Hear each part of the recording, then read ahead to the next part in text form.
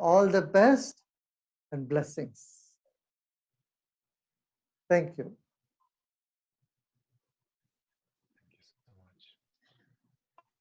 Thank you, Gurudev, for your blessings. So Kamlesh, very warm welcome to you.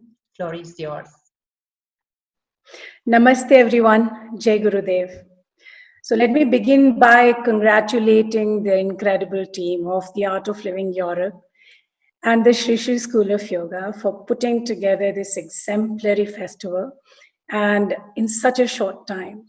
You know, it is a standing testimony of how societies and groups of individuals who are living the wisdom of yoga and they are practicing meditation are not only able to find their way into peace and happiness, but they will naturally strive towards creating a positive impact around them.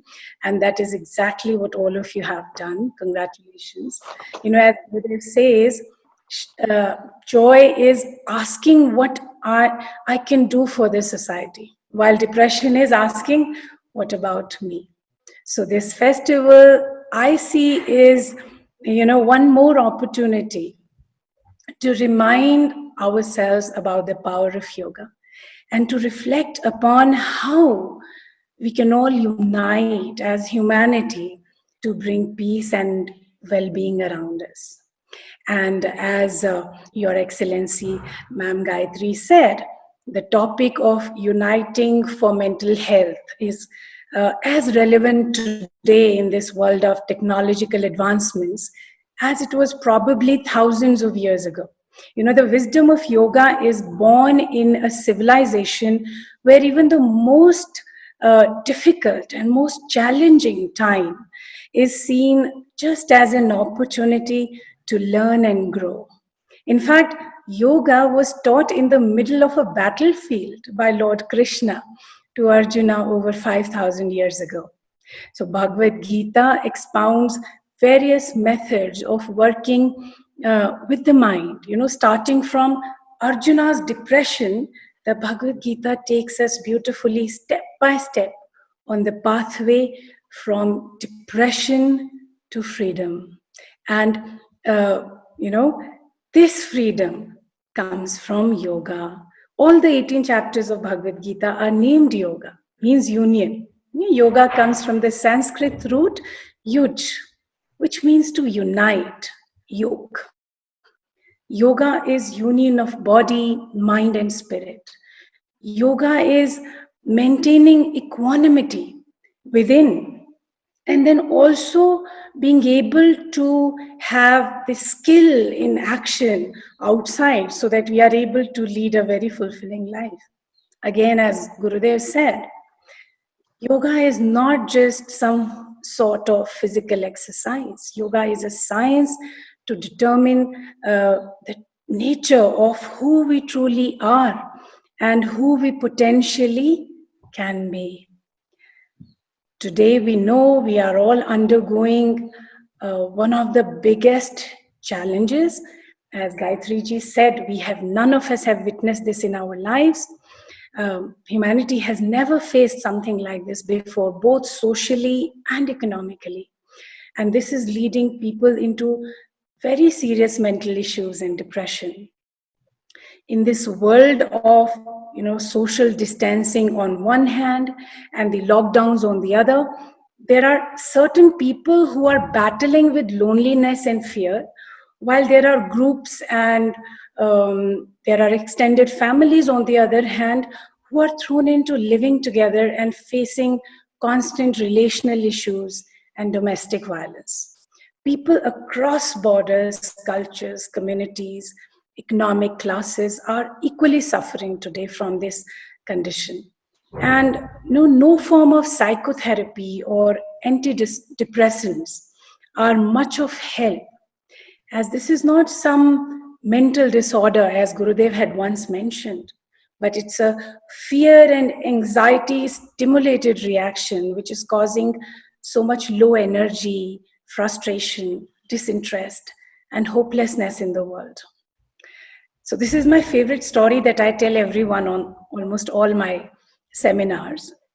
So once there was a gentleman who came to a doctor complaining that there was something severely wrong with him and every part of his body was aching. So the doctor performed all necessary checkups and found nothing wrong with the gentleman. Doctor said, there is nothing wrong with you. Why don't you go to the circus and watch the clown there? He will make you laugh and he may be able to help you.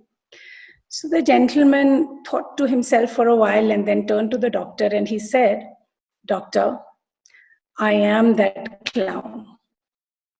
So, it is one thing to entertain others and be humorous, but it's quite another to be happy yourself. Happiness does not come by a talent or by mood making. Unless one realizes, who am I? And what is the nature of this consciousness? Happiness and peace will remain a very far-fetched reality for us. The spirit of self-inquiry, which eventually leads to meditation, is absolutely essential in this quest for happiness. And in our pursuit of happiness, all our life, we chase after so many external pomp and show, adulations. We try to fix many, many things in our outer world and very few inside. And without knowing that the real source of the highest of joy lies somewhere within us as us. Just like how every hurricane has an eye, the center where things are very calm. Yoga can take us to this calm, peaceful center where we can witness and observe the obstacles that stand between me and my best self. Today, our understanding of outer world is growing, and fortunately, the understanding of the inner world as well. And when it comes to understanding the mind, I must say the ancient seers and the masters in India had an elaborate framework, to make sense of the subtle world, which is being validated today by modern science. I'm sure the esteemed panelists here today would agree with me. Dr. Fahri, I can see you here, and I'm so looking forward to hearing from you a little bit more on what I have just said. So the Yoga Sutras, they talk about a very well-defined step-by-step approach to identifying first, then understanding and managing the various mental conditions. The Yoga Sutras talks about obstacles and their removal, giving very specific techniques towards achieving a balanced mental state. And yoga doesn't stop there. Yoga goes a step further. The propounder of yoga, Maharshi Patanjali, says very beautifully that the purpose of yoga is to get rid of misery even before it appears. Heyam dukkham anagatam. It's just like how we install an antivirus software on our computers the moment we purchase them. So practices of yoga has relevance not just for people in various stages of disease or depression, but also for those who are likely to fall sick. And in today's world, as the speakers before me mentioned, everyone is vulnerable.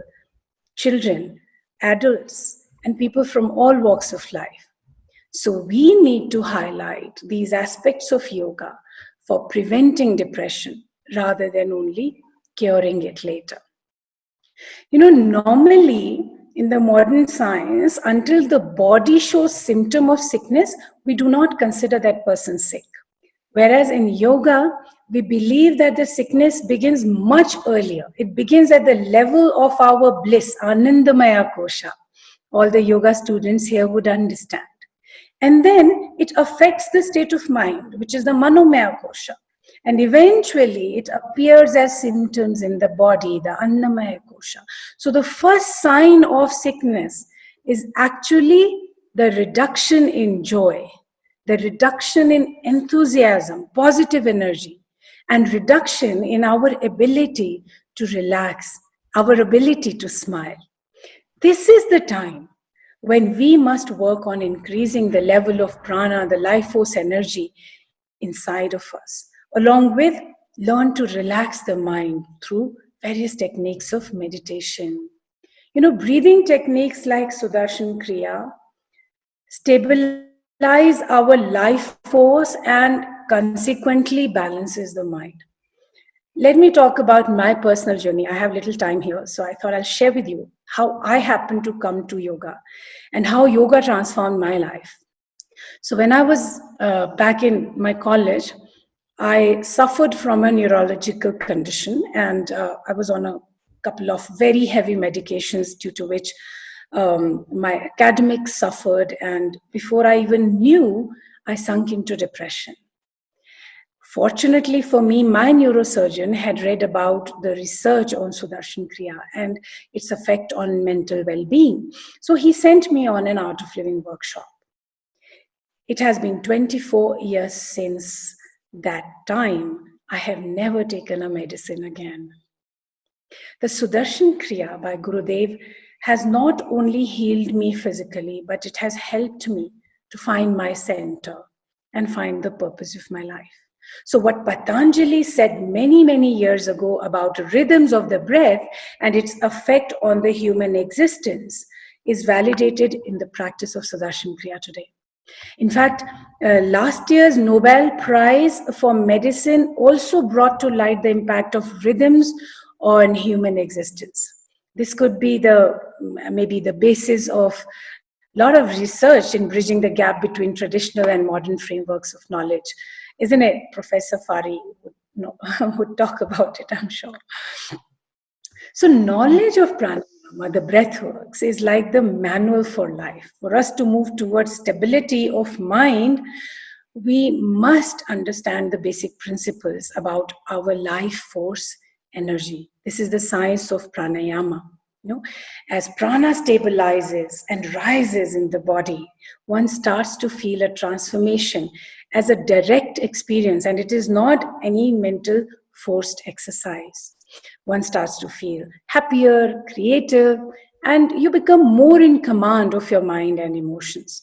So how in India they say swasthya, health is called swasthya, swastha, which means being established in one's nature. So that one who is established in the self is considered a healthy person. And I tell you, meditation is the easiest and the most effective way to reach the self. Rather, meditation means nothing but effortlessly resting in yourself, in your nature, being a witness. There are numerous studies that show how 20 minutes of daily meditation can make you relax and make you positive, decreases blood cortisols and many other things, which of course you will hear later on the scientific panels. So I would conclude by saying that yoga is path to realizing your true nature. And when you realize it, the whole world becomes part of you and your family. As Gurudev said, the ancient ideology of our country has been that of Vasudhaiva Kutumbakam, one world family. So with that kind of an understanding, there won't be anyone feeling lonely, anyone feeling at home, full of fear or doubt. And this feeling of oneness can only come when we are not just free from physical ailments, but also from all inhibitions, trauma, fear, and confusions. I call upon through this conference and this festival, I call upon everyone to embrace the practices of yoga and make it your way of life, to not just enhance and improve your life, but those around you too. Thank you. Gurudev always says very beautifully, life is a combination of happiness and pain. Pain is inevitable, but suffering is optional. We are going through very tough times. It's time to turn inwards and find that strength and resilience inside of us.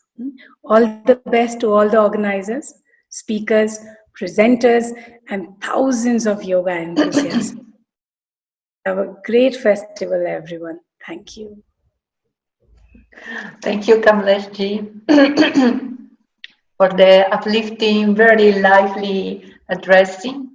And I want to remind you all that our Kamlesh ji, she will lead a workshop next week since 17th to 20th June online, 4 day, 2 hours per day. And this is the Shishi Yoga Foundation program where you can really experience you can get the awesome experience of Shishi Yoga from a very experienced trainer and very beautiful and inspiring yogini. So thank you.